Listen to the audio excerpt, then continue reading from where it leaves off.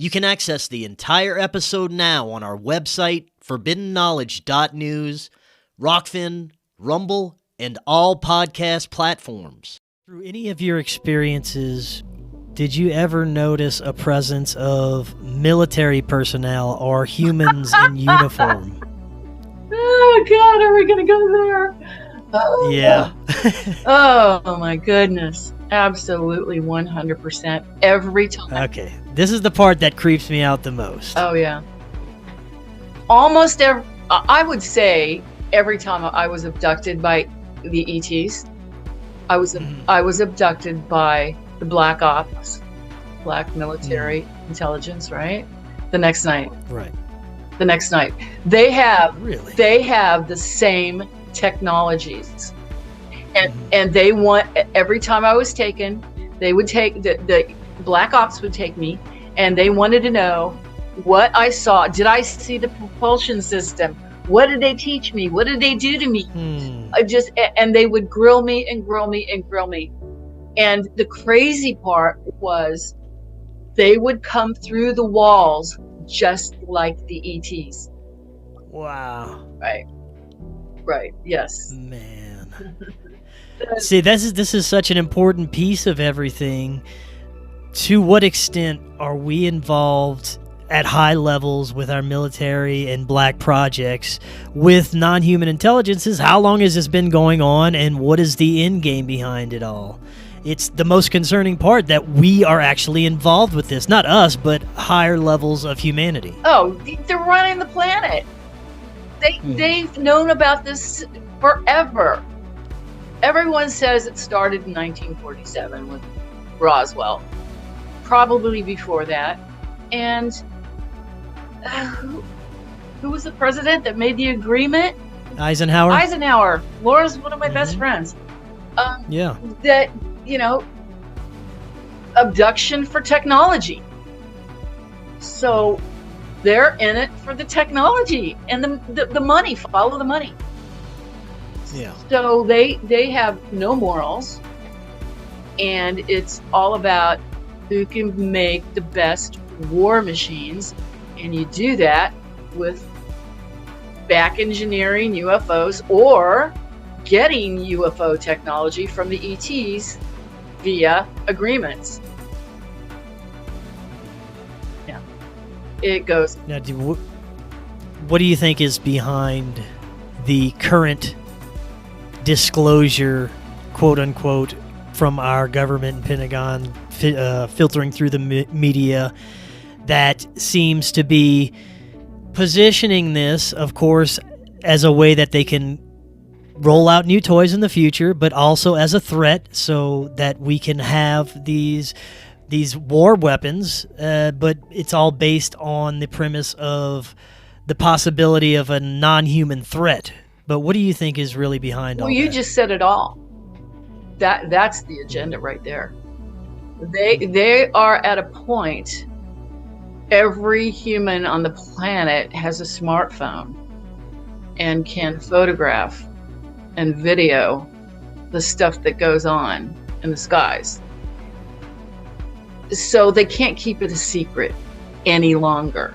They can keep a lot of secrets, but they can't keep the secret that we are alone. We are not alone. They know it. They've always known it. Now the general populace knows it.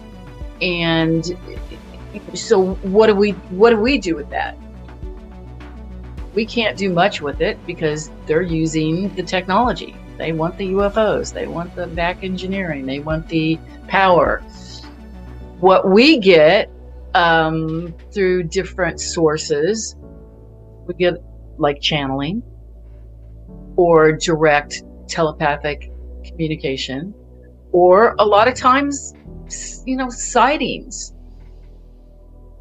I'm not going to name names, but there are people out there that are doing wonderful work, taking people out into the wilderness and calling in the UFOs and the ETs. Can't call them UFOs anymore. What they want from UAP. It started out unidentified aerial phenomenon, And now it's unidentified. What? I think it's just UAPs now. That's the last one I heard. Used to be UFOs. Yeah. So there are things happening in the private sector with consciousness, and hopefully that will be the winning game. Well, there is another side to this. Like I've said, I've had plenty of folks, including myself, who have had not necessarily contact with what I would consider extraterrestrials traditionally, but with spiritual entities. I believe that we live in a multi-dimensional reality, and there are other spiritual entities that do have our best interest and are part of us ancestrally and part of our consciousness naturally, and they are attempting to relay the message that there is something nefarious going on, that we need to look at the other side of this. So I think that there are both sides of spiritual contact, and there also seems to be profound connections with everything we consider paranormal, even when it comes to poltergeist or haunting. You mentioned Bigfoot earlier. It seems to be all connected in some way. Would you agree? Yes, I would agree. It's all connected because we're all connected. We're all connected, and we are not aware of the different aspects of our being. As you said, it's a multiverse, not a universe. Multi dimensions that we exist in at this moment. The question is, can we perceive it? Do we want to? How do we do that? And what do we do with that information once we have it? When I moved to Sedona is absolutely a portal. And I started experiencing things. I think the abductions opened up my consciousness in a way that I couldn't change. I couldn't go back. I was opened up. And once I was opened up to everything, like you said. Bigfoot, plasma beams, orbs. Oh my goodness. Amazing, magical beings were available to me all the time, every night. It was magic. And when I had to close down my store and leave Sedona, that all stopped happening for me. There are no portals in Kansas City, Missouri. Sorry to tell you.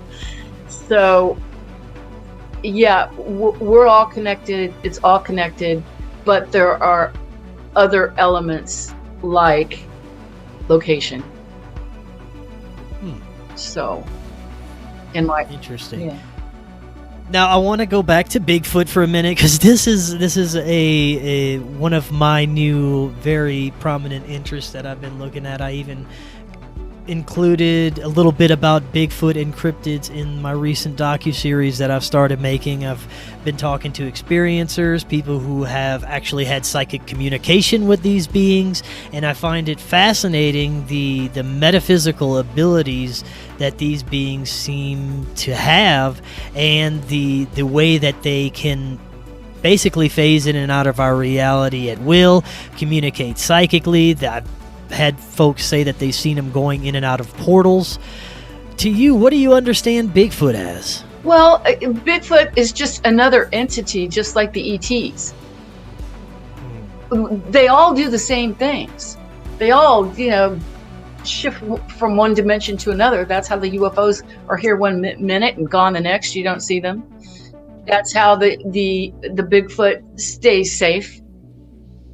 Humans are around. They pop out of the reality. So when I opened my store for the UFO night vision tours, I went to a place called Bradshaw Ranch in Sedona. Yeah, I've heard Bradshaw Ranch. What a wonderful portal.